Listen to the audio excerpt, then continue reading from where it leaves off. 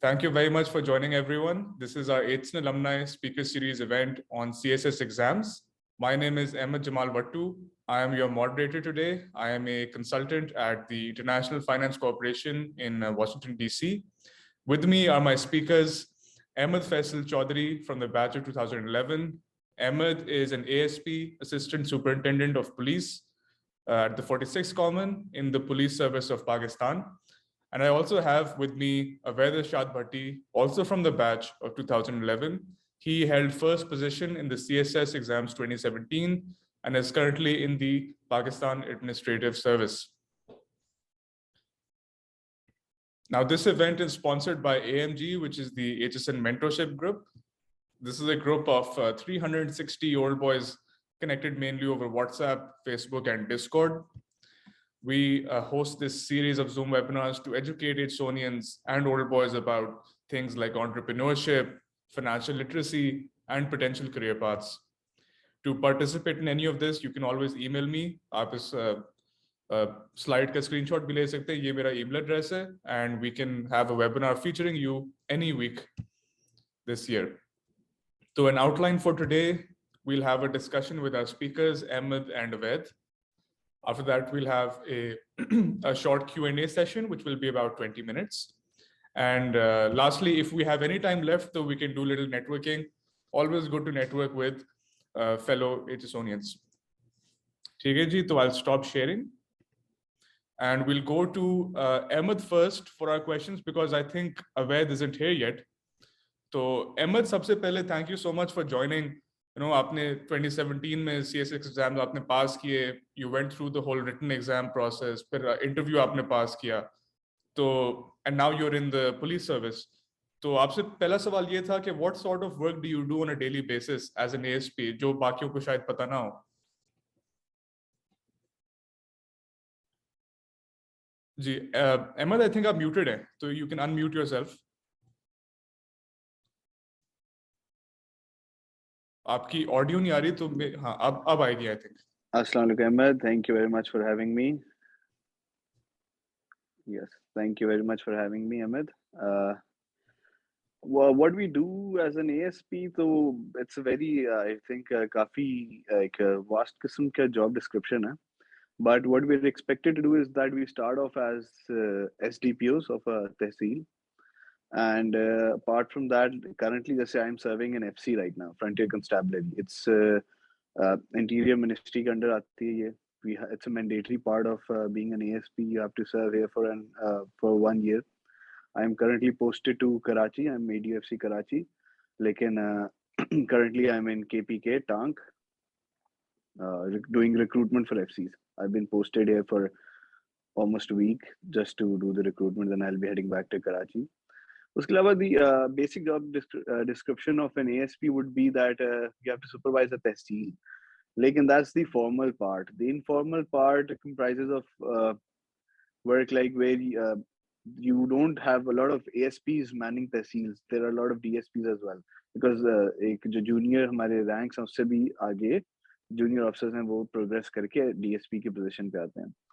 So उस tehsil के अलावा you're expected कि you do supervise the tehsils as well on behalf of your SSP or the DPO. The nomenclature जो है वो vary करता है from province to province, as I'm sure most of the people who are preparing for CSS would by now pretty much know that law and order, or more like police, has become a provincial subject. So there are different police acts for different provinces. So the nomenclature varies, and the powers and how an SDP is expected to work varies as well with it. चलिए, thank you so much for that, Ahmed. Very insightful. तो अब ये सवाल एक है for all the CSS aspirants जो अभी screening की भी तैयारी कर रहे होंगे और वो सब प्रोसेस से गुजर रहे होंगे, कि आपके टाइम में आपने तैयारी किस तरह की, कितने घंटे आपने लगाए हर दिन, कभी ब्रेक लेते थे? अब ये जो है हर फोरम पे सवाल पूछते हैं, ठीक है, और हर बंदे का ऑब्वियसली फर्क होता है, बट आपका क्या एक्सपीरियंस था? आपने बैलेंस के साथ आप चले, या कुछ ऐसे लोग होते हैं जो गंज करा लेते हैं, ठीक है, अपने कमरे में बंद रहते हैं, and they are all like यार हमने CSS करके रहना है? तो आपका क्या एक्सपीरियंस था? आप थोड़ा बताएंगे प्लीज? अहमद, पहले तो वाकई बिल्कुल आपने जो बात की ना, सबसे जरूरी बात हुई है कि हर बंदे के लिए वेरी करेगा. it's never the same for one person. So matlab, I'd really recommend that one should always go with an approach जो कि उनके लिए easy है, जो उनको suit करती है, because they've studied all their life. You've studied all their life. Everyone's given like a zillion exams already, so they already know how they're more comfortable in studying. तो जो आपकी रूटीन, आप अपनी कंफर्ट जोन से ना निकलें when it comes to routine. बाकी गंज करा लेना या कमरे से ना निकलना या हर वक्त पढ़ते रहना, ये आई थिंक ये फीजिबल भी नहीं है, बिकॉज दिस ये जो स्टडी पैटर्न होगा वो इट्स एक्चुअली क्या कहते हैं स्पिल्ड ओवर मंथ्स. तो मतलब इतने महीने आप ये रूटीन जो है कंटिन्यू ही नहीं कर पाते हैं. It becomes toxic as well कि आप कमरे में रहते हैं, आप महीना रह लेंगे, महीने के बाद आपकी मोटिवेशन जीरो हो जाती है. तो you have to be very sure about your motivation कि मैंने अगले 4 महीने 5 महीने 6 महीने तैयारी करनी है, तो मुझे उसको डिवाइड करना है उन 6 महीनों पे. ये सबसे जरूरी पार्ट तो यही होता है. जहाँ तक मेरा पर्सनल एक्सपीरियंस है तो उस पर मैं यही कहूंगा कि मैं थोड़ा सा laid back when it comes to studies. तो मैं तो I'd obviously watch movies. I would go out as well. I I would basically do के मैं अपने दिन का टारगेट रखता था. You come up with study plan कि मैंने जी इस महीने में इतने सब्जेक्ट्स करने हैं, मैंने 4 महीनों में कोर्स कवर करना है. तो आप एक स्टडी प्लान बनाते हो, उस हिसाब से अपना टारगेट्स रखते हैं और आप उसको डेली को अचीव करते हैं, और उसके बाद you do whatever you want during the day. आप ये ना करें कि मैंने आज सारा खत्म कर लेना, आप कर ही नहीं सकते हैं. और सीएसएस की तैयारी एक ऐसी चीज है जो आपके पेपर के दिन तक या पेपर तक भी नहीं खत्म हुई होती है, because you are expected to study so much. अगर आप सारे कोर्स जो आउटलाइंस देखें सारे सब्जेक्ट्स की, तो what you will notice is कि इट्स ऑलमोस्ट लाइक कि आपसे एक्सपेक्ट किया जा रहा है तो सब्जेक्ट में आप अंडरग्रेड ही कर ले आप, तो वो कभी खत्म नहीं हो सकती. So you have to be very sure. आपने देखना है कि आपके जो पुराने पास पेपर्स को आप सबसे पहले देख लेते हैं. आप देख लेते हैं कि रिपीटेडली टॉपिक्स क्या पूछे जाते हैं, या ज्यादा टॉपिक्स कौन से हैं जो जरूरी इंपॉर्टेंट हैं, उनसे आप स्टार्ट करते हैं. और जब आपका एक्स्ट्रा टाइम बचता है, start reading other things as well. लेकिन उसमें जो एक कांस्टेंट चीज होगी वो आपकी, वो ये है कि you keep on reading. You just keep on looking at everything you find. आप जनरल नॉलेज के लिए, करंट अफेयर्स के लिए सॉरी आप आर्टिकल्स पढ़ रहे होंगे, आप डिफरेंट क्या कहते हैं मैगजीन्स पढ़ रहे होंगे, डिफरेंट बुक्स पढ़ रहे होंगे, डिफरेंट राइटर्स पढ़ रहे होंगे. तो वो एक कांस्टेंट स्ट्रगल है. It's a mindset. I'd say कि मतलब even if you are enjoying there is this mindset कि मैं अब एग्जाम के लिए प्रिपेयर करूं, तो वो कांस्टेंट माइंडसेट एग्जिस्ट करना चाहिए. रूटीन मैटर नहीं करेगी. Amber, thank you for that. Like आपकी बड़ी अच्छी बात थी कि ये सस्टेनेबल आपकी एग्जाम प्रेप होनी चाहिए. ये नहीं कि आप जो है पूरी किताबें जो है आप एक महीने में खत्म कर लो और जल्दी में आप चीजें करो. तो that's really good point there. और उसके अलावा आपने बड़ी अच्छी बातें की. बट ये भी पूछना था बिकॉज अकेडमीज बहुत पॉपुलर हैं स्पेशली लाहौर में. तो कोई आपके ज़हन में एक एकेडमी है विच एटसोनियंस कुड जॉइन उनके फायदे के लिए? Which academy did you go to, या आपने सेल्फ प्रेप की थी, आपने खुद सारी तैयारी की थी? आई थिंक आप म्यूट हो गए फिर से. हाँ सॉरी. देखिए अहमद, अकेडमीज में देखिए आई taught at World Times for a while, and I did go to World Times myself as well. अब बाकी एकेडमीज में मतलब वर्ल्ड टाइम्स जाए, एक कोई आईएसएफ पीएफ ऑफिसर्स भी काफी हैं. मतलब I not take a name, I not take one name.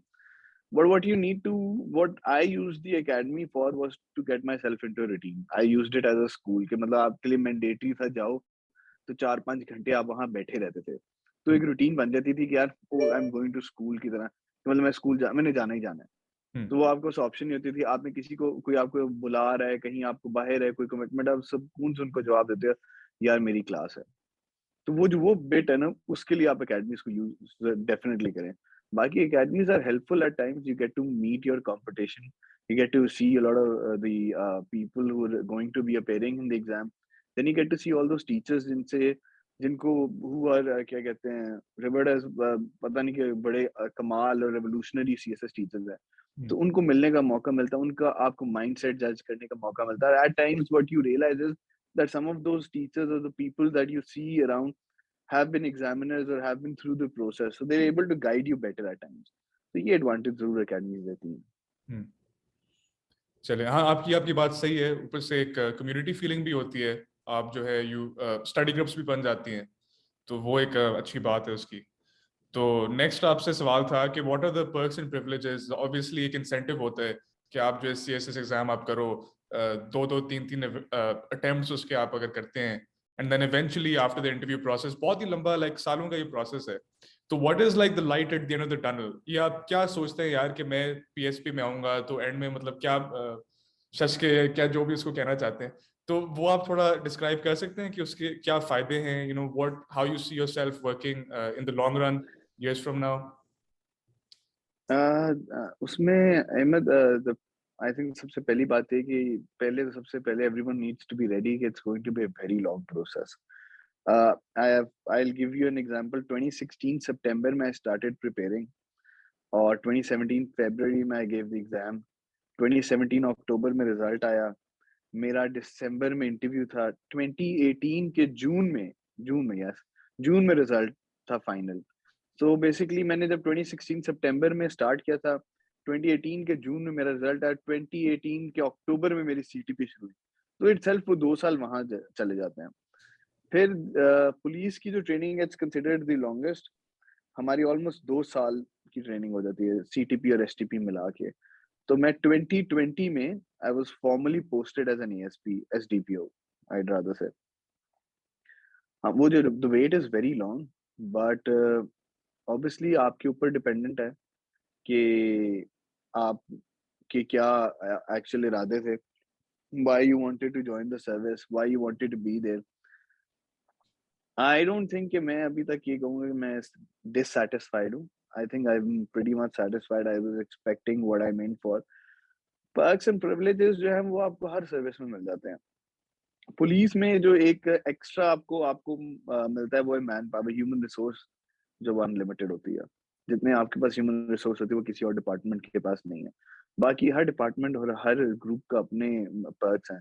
I can't really comment on the perks, but आपको गनमैन मिल जाना या ड्राइवर मिल जाना को पर्क मैं समझता नहीं हूँ कि मतलब बड़ा वो आपकी जॉब है, वो आपका नेचर ऑफ जॉब है कि कांट बी. क्योंकि जैसे अब मैं being an ASP, when we are expected to serve, तो हम 24 आवर्स जॉब करते हैं.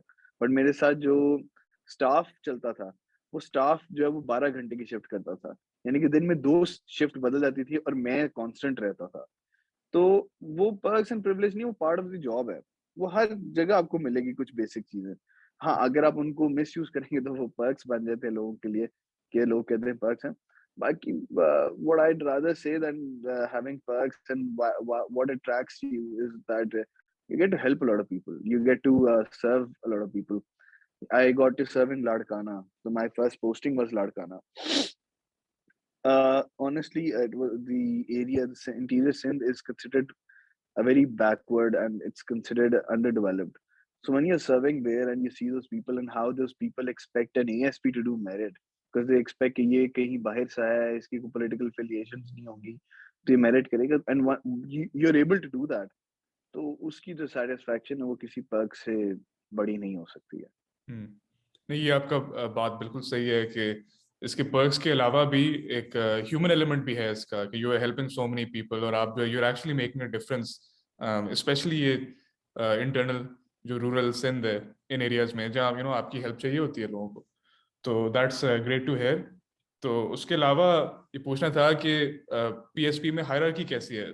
So like you started in 2018, तो कितने साल आप फिर 17 ग्रेड पे होते हैं, उसका टाइटल क्या होता है, उसके बाद फिर आपकी प्रमोशंस किस तरह होती हैं, तो how do the titles change? Could you please walk us through that? Sure. You start off as an ASP. One difference that PSP has from all other groups is that इसमें ranks और posting simultaneously चलती हैं. I'll constantly be an ASP no matter where I'm posted, how I'm posted. जैसे मैं अभी FC में ADO-FC Karachi की posting कर रहा हूँ, पर मेरा rank ASP ही रहेगा. तो rank चलेंगे साथ, postings तो vary करेंगी हमारी.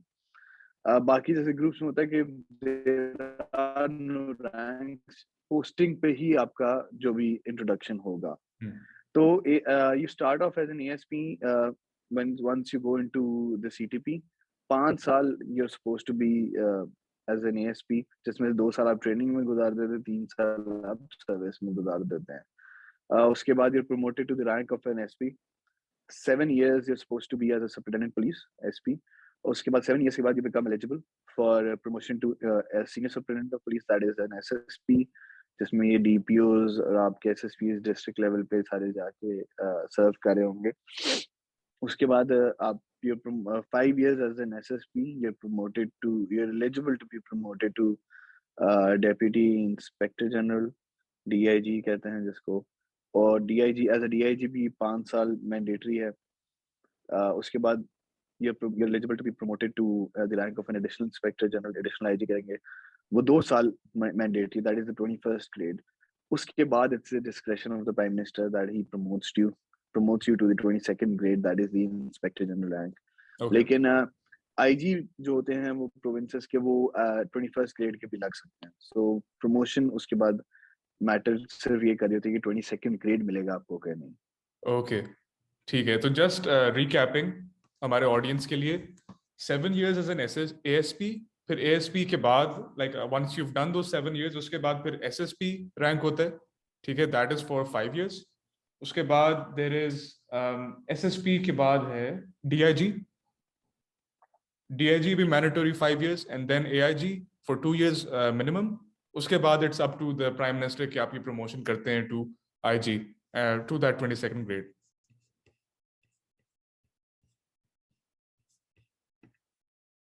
ठीक हो गया। Ahmed, did you hear me? तो एम आई जी राइट? बिल्कुल आइडिया। परफेक्ट। अच्छा जी, तो कोई एडवाइस है for someone who is starting preparation for the screening exam? आपको पता होगा कि फॉर्मेट थोड़ा इस बार चेंज हुआ है कि अब स्क्रीनिंग होगी फरवरी में और फाइनल एग्जाम अब शुरू होंगे मई से। तो कोई एडवाइस है MCQs के बारे में? Anything you want to tell aspirants right now? यार अभी तो firstly what I like to tell everyone is के जो भी समझते हैं ये बुरी चीज है या गलत हुआ, I think it's a good thing for all the serious candidates. क्योंकि वरना जैसे when I paid for CSS, so that year I think 25,000 applications were received by the FPSC, जिसमें से कोई around 14,000 something appeared and 300 something passed। तो imagine कि मतलब 14,000 बंदा पेपर में बैठ जाता है, उसमें से हर बंदा सीरियस कैंडिडेट नहीं होता। सो ये अच्छी चीज है कि जब वंस दिस ये स्क्रीनिंग हो जाएगी तो only serious candidates will be sitting in the exam, the competition will be healthier and बेहतर चेकिंग हो सकेगी। 14,000 पेपर चेक करना भी आई थिंक कॉम्प्रोमाइज कर देता है उस पूरी सिस्टम की इंटेग्रिटी को। मतलब मे बी ना करता, बट आई थिंक मेरे पर्सनली आई फील के कर देगा। सो सीरियस कैंडिडेट्स बैठे होंगे, क्वालिटी चेकिंग हो रही होगी, प्रॉपर आपका पेपर पढ़ा जा रहा होगा। If you have written well you will be getting good marks as well. जिसमें जनरली आप अगर आप CSS में देखें तो पीपल विल टेल यू मेरा तो बड़ा अच्छा पेपर हुआ था पर मेरे मार्क्स नहीं आए, जिसमें बड़ी ज्यादा तनकीद आपको नजर आती है जनरली। तो आई थिंक ये अच्छी चीज है। बाकी जहां तक MCQs के लिए एडवाइस है, वो मैं ये कहूंगा कि देखें आपने कंपल्सरीज की तैयारी तो करनी थी ना, एनी केस आप MCQs की तैयारी भी करते हैं। MCQs शॉर्ट मार्क्स होते हैं आपके CSS के एग्जाम के, वो आप बेहतर तैयारी कर रहे हैं, उसी का आप बेसिकली MCQs जो कंपल्सरी उसी का स्क्रीनिंग टेस्ट दे रहे हैं। और ये जो स्क्रीनिंग टेस्ट है बेसिकली तो बेस्ड वही 100 मार्क MCQ होगा, जिस तरह बाकी सारी रिक्रूटमेंट के लिए FPSC ऑलरेडी ले रही होती है। तो वो भी कोई इतना वरीसम बात नहीं कि आप कहेंगे जी something new. A lot of people would have already taken those exams, तो इट्स अ गुड थिंग। बाकी जहाँ तक तैयारी की बात है, I'd say कि काफी अच्छी रिसोर्स बुक्स मिल जाती हैं आपको MCQ रिलेटेड। वो आप MCQ, what I would do with MCQs is के मैं पर्सनली क्या करता हूँ कि मैं सारे टिक करता जाता था। I take all the answers and बाद में I wouldn't be attempting those MCQs, I'd only be reading through, so that मेरा टाइम बच जाता था कि मैंने 100 MCQ सॉल्व करने के बजाय सिर्फ 100 की रीडिंग की क्योंकि टिक हुआ है, अच्छा इसका आंसर यही होता है। यानी पाकिस्तान कब बना था, डिफेंस डे कब है, कौमी तराना किसने लिखा है, इस तरह के MCQs। मतलब आप rather than these are very easy ones what I'm narrating right now, but what I'm trying to क्या कहते हैं get across is कि rather than कि आप चारों ऑप्शंस पढ़ने में टाइम जाएगा ना, टिक को आपको याद रहता है ये इन्फॉर्मेशन, फिर जैसे भी है the right answer stage the same. तो वो बड़ी बात इंपॉर्टेंट होती है कि आप किस तरह MCQs की तैयारी कर रहे हैं। और MCQs at times I feel रट्टा ही है, it's purely रट्टा। और बाकी one thing that I'd really like everyone to know is कि CSS की तैयारी वही है जो आपने क्लास 2 से पढ़ना शुरू किया हुआ था। अभी हम तो HSN में गए हैं तो हमने देखा है जो मैंने एवरीडे साइंस का एग्जाम अटेम्प्ट किया था अभी CSS के एग्जाम में, जनरल साइंस वाला, वही साइंस थी जो ओ लेवल्स में पढ़ी हुई थी। It was nothing different, nothing new, वही ज्योग्राफी थी, वही बातें थी। तो जो आप बचपन से जो एबिलिटी है वो आपकी क्लास 7-8 की मैथ्स है, अलजेब्रा है, इक्वेशन ऑफ अ लाइन है, आप वर्ड प्रॉब्लम्स है, क्लास 8 में सबने की हुई है। हाँ, आप उनको कितना अच्छा याद कर पाते हैं या उनको आप कितना अच्छा रिकॉल कर लेते हैं वो आप पे डिपेंडेंट है। बट ये तैयारी हुई, it's nothing new in these subjects. Optional is the new part. बाकी ये जो कंपल्सरी है तो वही है जो आप सब स्कूल में पढ़ के आए हैं, नथिंग न्यू। थैंक यू जी। अच्छा, अब मैं ऑप्शनल्स की बात करना चाह रहा हूँ। तो हमारे CSS की लैंग्वेज में एक वो अल्फाज हैं कुछ, जैसे एक है कि फलाना सब्जेक्ट हिट हुआ। ठीक है, तो ये आप थोड़ा एक्सप्लेन करें कि ये वेरी क्यों करता है। जैसे एक साल में अमेरिकन हिस्ट्री जो है, US हिस्ट्री, वो हिट हुआ। ठीक है, और कोई ऑप्शनल हिट हुआ।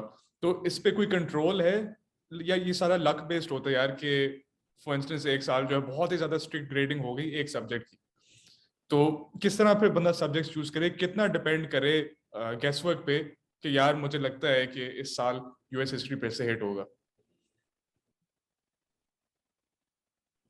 तो लाइक किस तरह फिर ऑप्शन सब्जेक्ट की सिलेक्शन करनी चाहिए एस्पिरेंट्स को? उसमें जनरली जो हमने देखा था, हमारे टाइम पे ये होता था कि वही बात कि क्वालिटी चेकिंग वाली बात होती थी कि एक सब्जेक्ट अब हर बंदा ऑप्ट कर रहा है। अब जब हर बंदे ने वो सब्जेक्ट ऑप्ट कर लिया ना, तो उसकी चेकिंग कॉम्प्रोमाइज हो जाती थी। 10,000 पेपर हो जाता था उसका चेक होने वाला। जनरली वही सब्जेक्ट हिट हो जाता था, जो बड़ा ज्यादा फेमस होगा ना कैंडिडेट, वही हिट हो जाता था।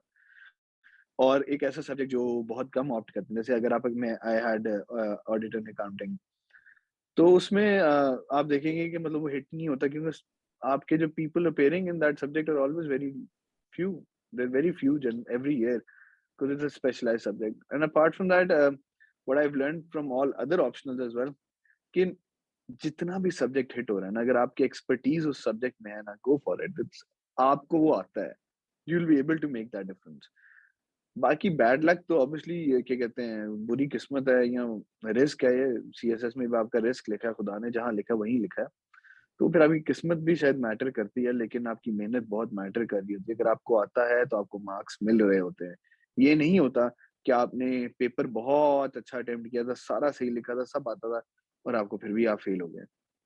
अगर एक सब्जेक्ट हिट होता है, उसमें ये हो सकता है कि मार्क्स ओवरऑल कम है, आप फेल नहीं होते हैं। बेसिक एम तो पहले CSS में ही होता है कि आप पास करें, फिर आपने मार्क्स पे जाना है। चले, that was really helpful Ahmed, thank you. तो एक और मेरा सवाल था एजुकेशन पे, especially bachelors level, masters level education before CSS, के काफी फोरम्स पे ये भी मतलब लोग कहते हैं यार कि अगर आप बाहर से पढ़ के आओ तो आपको थोड़ा एज होता है। लेकिन ये मैंने भी देखा कि शायद it's not a fair assessment. तो आपके क्या ख्याल है? We went to the same university, I think हम दोनों SOAS गए थे लंदन में। आई थिंक हमारा कुछ सालों का गैप था, you were couple of years senior, तो आपसे बिल्कुल। मुलाकात हुई। But like, does foreign education matter? At least written exam में नहीं तो अगर आप इंटरव्यू प्रोसेस से आप जाते हो तो फिर वो चीज काउंट करती है, मैटर करती है? बिल्कुल। यार फॉरेन एजुकेशन मैंने तो देखा डिसएडवांटेज पे गई थी मेरे लिए। अच्छा। ठीक है। हम you being in source as well, अगर आप डिस्क्रिप्टिव डिग्री भी करके आते हो ना वहां से, तो वहां पे हेडिंग्स बनाने का कॉन्सेप्ट नहीं है। वहां पे हेडिंग्स और ये कलर्स और डिफरेंट रंग भर के मार्कर यूज करके, वहां पे the examiners would be weirded out by what you have done in the exam, because there purely quality check हो रही होती है आपकी, लेंथ नहीं चेक हो रही होगी। Because I remember taking this course qualitative research पे, तो आई रोट बुलेट पॉइंट्स। चार क्वेश्चंस थे, चार सफों में खत्म कर दिए, बुलेट पॉइंट्स लिखे, and I scored the highest among in so मतलब my class, and a lot of people had written a lot more. So वहां पे इट्स वेरी डिफरेंट। यहाँ पे आप बुलेट पॉइंट्स चार सफों में पेपर लिखते हैं तो वो आपको फेल ही कर दे, बेशक आपने सब सही लिखा हो। तो वो बड़ा डिसएडवांटेज पे गया था मेरे लिए। I had to work on this bit, because जो मैट्रिक करके आ रहे हैं ना, FSC मैट्रिक FA करके आ रहे हैं, उनको बहुत बड़ा एडवांटेज ये था जो यहाँ की यूनिवर्सिटीज में GC टाइप में पढ़े होते हैं, कि वहां पे पेपर अटेम्प्टिंग टेक्निक ही है। So they're very groomed into making those headings and using those black and blue markers, किसको अंडरलाइन करना है, किस बिट इंफॉर्मेशन को हाईलाइट करके दिखाना है। They're very good with it already. Second bit was that O level A levels को भी मैं पहले they come into play as well, and so does the university. क्योंकि O levels में everyone is supposed to take English.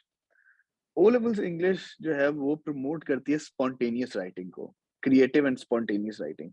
जबकि CSS बिल्कुल नहीं इसकी इजाजत देगा आपको. यहाँ पे there's a proper way to write the essay, जहाँ पे आपसे expect किया जा रहा है कि आपने थीसिस स्टेटमेंट दी है, इंट्रोडक्टरी पैराग्राफ है, एक आउटलाइन बनाई है, it's coherent. It's not only the quality of English that will matter in the English ऐसे, उसमें आपकी कोहेरेंस मैटर करेगी, आपकी नॉलेज मैटर कर रहा होगा, आपकी प्रॉपर ग्रामर मैटर कर रही होगी, and the most important bit is writing that paragraph writing matter करती है. जबकि ओ लेवल्स वगैरह में ये चीज प्रमोट नहीं होती, स्पॉन्टेनियस राइटिंग है, क्रिएटिव राइटिंग के होता है. यहाँ पे इट्स वेरी डिफरेंट. तो आई थिंक वो काफी नेगेटिव जाती है आपके लिए, उसके लिए आपको एक एक्स्ट्रा एफर्ट करनी पड़ती है. Where you are able to make a difference is कि आपकी ओवरऑल इंग्लिश की क्वालिटी इज गुड. तो बाकी पेपर्स में जहाँ पे इंग्लिश ऐसे तो सबने तैयारी की हुई है, लेकिन जहाँ करंट अफेयर्स आ गया, पाकिस्तान अफेयर्स आ गया, इस्लामियात आ गई for that matter, you don't have to memorize things. You just need to have that knowledge and you're able to write because you can write in English. वो advantage आपको definitely मिलेगा बाकी सब पे, because all other candidates are even memorizing those answers, even memorizing that information. आप सिर्फ facts memorize करें, story आप खुद लिख सकते हैं ना in English because you've written English all your life. तो वहाँ पे advantage है, जबकि कुछ जगहों पे disadvantage भी है. But overall I felt a little disadvantaged in my experience. Sorry interview वाली बात रहेगी. इंटरव्यू में it's never the foreign degrees. I think obviously वो ऐड करती है आपकी प्रोफाइल को, बट वो जब वो आपको देखते हैं कि आप एक फॉरेन डिग्री पढ़ के आए हैं, तो वो फिर आपसे एक्सपेक्टेशंस भी उनकी बढ़ जाती हैं. फिर वो आपसे एक्सपेक्ट करते हैं now you will be very fluent in English, you will know more about the world, you have seen the world and you should be better off from all other candidates. तो फिर वो भी आपको इन play आ जाएगा. चलें तो सारे सोनियन सुन ले, बेहतर है पाकिस्तान से डिग्री कर लो क्योंकि कोई एडवांटेज नहीं नजर आ रहा, बट गलती होगी मेरे नहीं. लेकिन अहमद एक एडवांटेज है, ये है कि बैकअप ऑप्शन आपके पास रहेगी. सीएसएस नहीं होता तो ये बेस्ट चीज है वैसे. हाँ, कि एक बैकअप ऑप्शन है कि अगर खुदा ना खास्ता ना हो तो you can at least go abroad या कहीं और काम कर सकते हैं. तो अहमद, एनी पार्टिंग एडवाइस? बड़ा मजा है आपसे बात करके. कोई चीज जो रह गई है, आई थिंक कोई क्वेश्चनिंग जो रह गई है, anything you want to tell जो अभी बैठे हुए हैं? काफी हमारे वेबिनार में लोग हैं जो सीएसएस अभी देंगे मई में, तो do you have any parting advice for them? यार मेरी एडवाइस जो है ना सबसे, वो यही है कि उतना ही पढ़ना जितना पढ़ा जा सकता है. इतना ना पढ़ लेना कि पेपर में भूल जाओ या पेपर में लिखते हुए कंफ्यूज हो जाओ कि मेरे पास रिमेंबर 35 मिनट्स में you have to switch the question. Every question will carry equal marks. एक क्वेश्चन ज्यादा आता है, उसको ज्यादा लिखने से 20 में से 40 नहीं मिलेंगे, वो 20 मार्क का ही रहेगा. 20 मार्क्स से ज्यादा की तैयारी नहीं करनी है आपने. Do not forget this. 35 minutes पे स्विच दैट क्वेश्चन. हर सूरत क्वेश्चन स्विच करो. Where we all go wrong is कि हम इतना नॉलेज एट टाइम्स गेन कर लेते हैं, पेपर में लिख ही नहीं पाते हैं, और लिखते लिखते हम जंबल अप कर देते हैं सारी इन्फॉर्मेशन को, and we are not able to get it across. So be very sure 20 marks का क्वेश्चन अटेम्प्ट करना है आपने. Thank you so much Ahmad. Virtual applause for you. I hope thank you Ahmad. हम ये इन पर्सन भी कर सकें, बिकॉज बड़ा फायदा है आई थिंक हुआ लोगों को. But now we'll go to our Q&A session, and if you're a participant, you want to ask a question, please turn your video camera on, go to reactions and use the raise hand feature, और फिर आपका सवाल हम ले सकते हैं for this session. So do we have any questions right now? Ji sir, Naki first. Naki साहब, please go ahead. First of all, very informative session, and it's something जिसका knowledge बड़ा अच्छा मिला and बड़ा आपने detail में दिया. Wanted to ask, different services से लोग transfer to CSS like army से भी, and I believe from Air Force as well. How does that work? कि उसका क्या system क्या होता है, and are they specifically for police only, or वो लोग कहीं भी transfer कर सकते हैं to any of the sectors which are valid for CSS? Thank you Naki for this question. अच्छा, उसमें ये है कि आप जो आर्म फोर्सेस आपकी एयरफोर्स है, नेवी है, और उसके अलावा आर्मी है, उसमें से there is a quota fixed. 10% of the जो टोटल है उसका एक कोटा फिक्स किया गया. उनकी एक अलग प्रोसेस होता है वो सिर्फ पास में पीएसपी और फॉरेन सर्विस 3 सर्विसेज में आते हैं और वो वहां से डायरेक्टली इंडक्ट होते हैं। उनका एक लेदर आर्मी एग्जाम लेती है 100 मार्क का या किस तरह। उसके बाद उनका एफपीएससी में सिर्फ इंटरव्यू होता है। उस इंटरव्यू पे दे सिलेक्टेड और उनकी सीट्स आती हैं हर साल 10% of PSP 10% of pass and 10% of FSP. उनका अपना मेरिट बनता है और वो डायरेक्टली इंडक्ट होते हैं इसमें।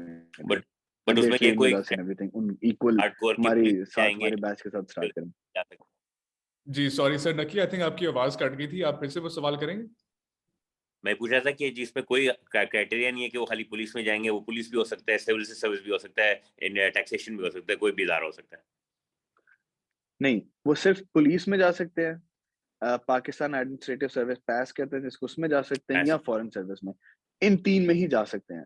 और वो उसी तरह होगा कि वो जो मेरिट नंबर उनका बनेगा, जो एफपीएससी के इंटरव्यू में मार्क्स आएंगे, जो उनका अपना रिटर्न है उसमें जो मार्क्स आएंगे, उस पर उनकी प्रेफरेंसेस देख के उस हिसाब से वो एडजस्ट होंगे। Okay wonderful. And last question मैं पूछना था, जो हमारे जितने भी ऑफिसर्स होते हैं, जो जैसे एसएसपी, एसपी, अबव डीआईजी होते हैं, ये सब थ्रू द सीएसएस आते हैं या फिर डायरेक्टली भी कोई सिस्टम है जिससे वो रिक्रूट होके आ सकते हैं? पुलिस में दूसरी तरह भी आ सकते हैं, बिल्कुल नीचे से प्रमोट भी होते हैं, जो कि जूनियर रैंक से प्रमोट हो रहे होते हैं, लेकिन वो उनकी परसेंटेज फिक्स्ड है कि पीएसपी एटलीस्ट इतने ही होंगे। एएसपी सिर्फ सीएसएस के थ्रू आ सकता है। एएसपी एंड सीएसएस, ओके ठीक, थैंक यू। चलिए, thank you for those questions. Do we have any more? Please turn your video cameras on and raise your hand to ask a question.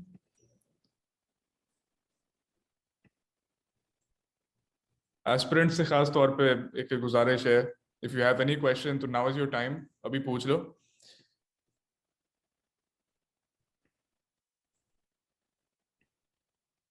I think काफी informative हो गया। नहीं, I think एक सवाल है, Mohammad Shahriar Tariq, please go ahead. जी, आप अपने आप को unmute कर लो to ask the question. Okay, I don't think so you guys can see me because I think my camera is not working of laptop. जी, एक orange screen नजर आ रही है, but please ask your मुझे question. भी कोई issue नहीं। मुझे भी यही आ रही है। अच्छा, so I'm doing my mechanical engineering degree from UVT Lahore, and after graduating from HSN in 2020, I started out a mechanical engineering degree in UVT, and I'm in my sophomore year. And in the very first semester, I got to realize this, that I think that I'm in a wrong degree. I'm not an engineering person. And if I look up to the options that I have after graduation, so CSS comes on the top of it. So, and there are these subjects that I was researching through, and there are these subjects of physics, chemistry, and mathematics. If I do not want to opt for them, is there a possible choice for me that being an engineering graduate, I can go for the social sciences subject that are over there that are being offered? Can I opt them for my examination? तो I think सवाल इनका ये था कि engineering से अगर social sciences में जा सकते हैं तो do you want to take that Ahmad? बिल्कुल, श्योर। उसमें ये कि आपको कोई मसला नहीं है, आप जोन सा सब्जेक्ट लेना चाहे, they will not stop you from taking a subject. Mechanical engineering कर रहे हो, आई तो से कि आप मैथ्स फिजिक्स जरूर रखो, बड़े हाई स्कोरिंग है, बड़े सीधे मैथमेटिकल मार्क्स हैं, यू स्कोर वेरी वेल। नहीं तो आप पॉलिटिकल साइंस आईआर भी रख सकते हो, इट्स अप टू यू।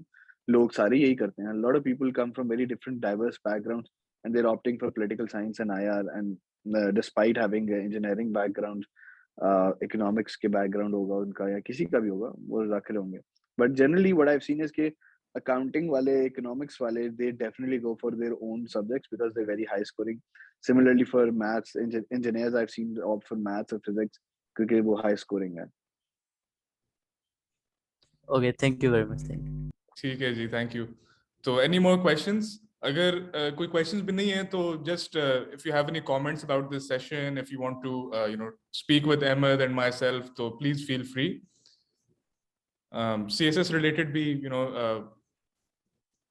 जी एक मैसेज मुझे आया, someone who is in the undergrad, how should they go about it?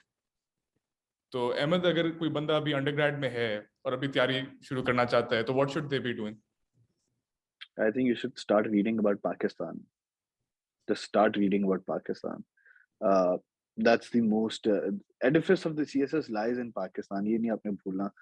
Start reading about Pakistan, the political system, judicial activism, how the events of creation of Pakistan played out, and how from 1947 onwards, where you are, your nuclear proliferation, your judicial activism, I've already mentioned, political activism, constitutional development, and then currently where the world stands, how your relations with the world, what's happening around you, the 18th Amendment, the constitutional amendments that have happened.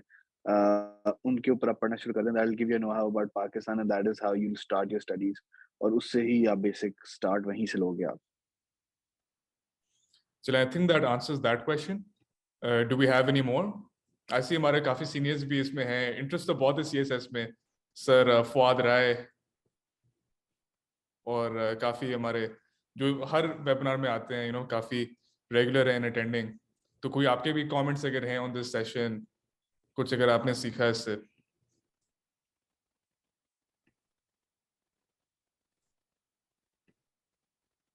चलो, I think ये काफी comprehensive हमारा हो गया था. We answered every question. I think कुछ रह नहीं गया to talk about, but once again I really appreciate you coming for this, Ahmed, and I think काफी लोगों को फायदा हुआ है, and we hope to see you again soon. We wish you all the best, and I hope कि we have many more Itsonians joining the ranks.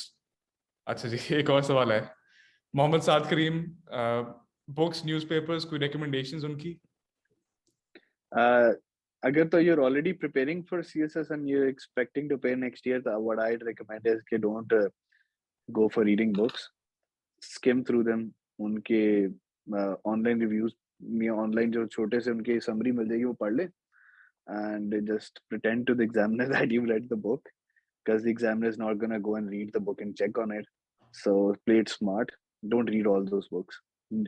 Writer का नाम याद कर लो, बुक में से 2-4 मेन बातें याद कर लो, बिकॉज एग्जामिनर आपको क्रॉस क्वेश्चन तो करेगा नहीं. बाकी न्यूज़पेपर में I'd recommend that the Foreign Affairs magazine, The Economist, definitely The Economist. It's very good. If you have to read up on an international issue, go read The Economist. It's very good. I would always do that, and I scored very well in current affairs. I had 78 out of 100, and my go-to place was The Economist. एक article आप वहाँ से पढ़ते हैं and you know everything about the issue. So definitely that. चलें, thank you so much Ahmed Faisal Chaudhary. Thank you so much to our audience members. अगला हमारा session होगा कॉलेज एडमिशंस पे, वो नेक्स्ट वीक होगा. टाइम वगैरह सब कुछ मैं बता दूंगा. Thank you again and Allah Hafiz. Thank you.